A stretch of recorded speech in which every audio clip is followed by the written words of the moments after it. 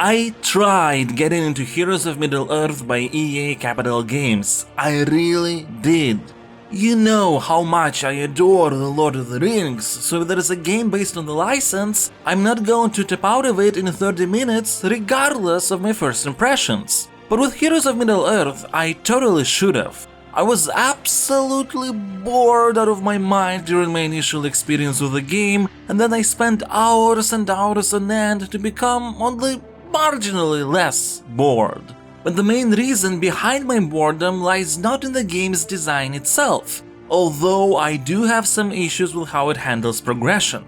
Now, this kind of genre from a gameplay perspective is a pure numbers game, that's understandable. If you don't grind enough to upgrade your heroes, skills and gear, the game just won't let you win missions regardless of your strategies or synergies. Your tactics are relevant only at appropriate enough levels, which is why balanced PvP can happen only at higher tiers. This is fine, that's what the game is going for, and for what it's worth it fits the mobile medium. But Heroes of Middle-earth starts off with you feeling incredibly overpowered for a particularly significant amount of time, to the point that you really should just put everything on auto battle, only to reach levels where you're all of a sudden getting obliterated without significant grinding. At the time of me playing the game, this might change in the future since the title is live, there is no way to check what levels your enemies are before starting a mission. You can sort of guess their power when looking at how many blocks their health bar is separated into, but even that is not a solid enough indicator, plus it happens after you've spent your energy in what is potentially a doomed run. And the thing is, even though the game provides various campaigns and alternative content like challenges, it manages to put you in an underpowered position all across the board at the same time through a weird catch-22. The best way to progress is to complete quests, but completing quests requires you to get through those choke points you're having issues with in the first place. So you need to grind for resources, and while the game does have an auto-win option for 3-star missions, unless it's a guild mission, each has a chance to give only one type of resource you need for upgrades. Anytime you don't, it's like the energy was once again wasted. So you end up using so many energy points, not only the bonus ones the game seemed to be generous enough to give you in spades, but also those that you'll have to refresh either by waiting or paying premium currency, just to try and min-max the leveling and gear of your existing characters, since you are going to have a hard time collecting new ones anyway. And by the way, so many characters in this game are just random. This is where we get to the reasons why I felt so bored. The long-term goal of Heroes of Middle-earth is to collect various, well, heroes, but I had no motivation to.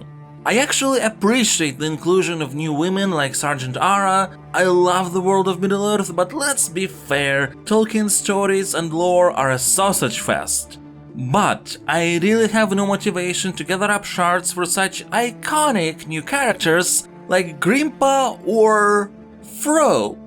With so many dwarves to choose from, why do we need this Fro? Heck, I don't really have motivation to gather up shards for well-known and beloved characters like various members of the Fellowship, because they look like cheap generic fantasy knockoffs. It's great that Heroes of Middle-earth tries to move away from the probable overuse by this point in time designs inspired by the movies to create something of its own. But I'm sorry, I find it difficult to care when something of its own feels just so generic, including the music that's unimpressive at all. The irony of Lord of the Rings being the grandfather of generic fantasy, since it was such a huge inspiration for so many works across the years, is not lost on me. And the whole game looks so blurry and washed out, and unpolished to boot. Missing or mixed up icons, duplicated characters and inventory screens, constantly opening daily rewards even when you don't have any rewards to claim yet, everyone pulling a Jesus in some scenes, like literally they're just standing on water. The lack of polish is very evident. I do have to admit that the special team-up animations that happen when certain characters are together in your team are really cool. The cherry on top is that for some reason Heroes of Middle-earth decided to wrap its Hero Collectathon gameplay into a connected narrative that feels like very bad fan fiction. The point is that you control all these characters because you have found a special ring that lets you do so. But there's this other stranger who has done the same and is trying to mess up the timeline of Middle-earth, and you're essentially trying to fix it. And the writing is just so bad, like the game doesn't care about it. There's also this weird thing that all enemies in campaign levels have glowing eyes as if they're controlled by this stranger even when they're not, like in the Shadow campaign where you're fighting against the Rohirrim. Although it doesn't seem to be the case in special events like Gardener's Journey, which vaguely recreate the segments from the source material without caring much about who's in your team, and honestly this more abstracted approach works so much better, but it's an exception to the rule. I don't know, on one hand I feel like I'm being too harsh on Heroes of Middle-earth because, well, it's not a bad game at its core. In fact, I could see myself enjoying it. Aggressive choke points aside, even those can be overcome without succumbing to very pricey monetization. Seriously, the prices for various packs are ridiculous.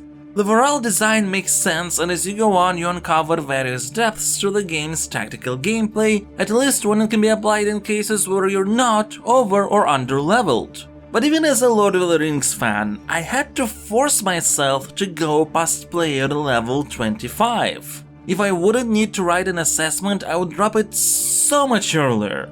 Look, this rarely happens in live games even after tons of updates, but if Heroes of Middle-earth changes so significantly that it will deserve a revelation, I will do it. But as it is now, I will assign a Stasucritic rating of 28.